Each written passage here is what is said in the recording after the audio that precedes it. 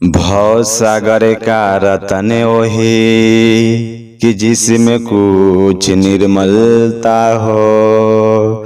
धन्य पुरुष वही है जिसका नाम जगत में चलता हो। रामचंद्र श्री राघव ने इस जग में धर्म प्रकाश किया। तपसी भेष बनाकर रावण वंश विनाश किया। ये गीत गावे जा रहल बानी। ये गीत ओ समय के ह रामायण रावण राम युद्ध समय समस्या के देखकर ये गीत लिखल बा। राम रावणावा में लंका नगरवा में हो खेला रैया घामा साना जी। ए जी केहू नहीं हारे थाके देव लोग ऊपर से ताके।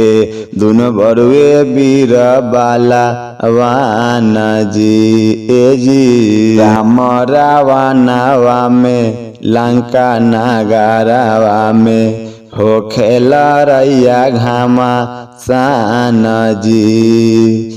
केहू नहीं हारे थाके देव लोग ऊपर से ताके। दोनों बरुए वीर बाला वाना जी। तो ई गीत के मुखड़ा ऐसे ही बा और अंतर ऐसे बा कि रावण पापी ले गयल सीता जी के हर के। उल्टा में बतिया बोले बढ़ चढ़ के। कि रावण पापी ले गयल सीता जी के हर के। उल्टा में बतिया बोले बढ़ चढ़ के।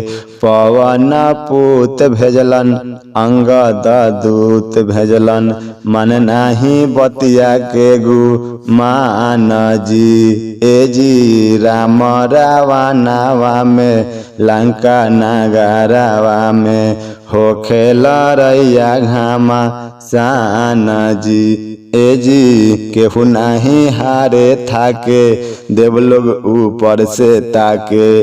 दोनों बरुए वीर बाला वाना जी। लंका में सीता माता से रावण बार बार मिले और बार बार कठिन वचन बोले। उस समय के अंतर में कि डांटे धामा कावेरो तारी सीता मैया। उनके वियोग में राम दोनों भैया। कि बादल गरजे लागल मुदई खूब हंसे लागल।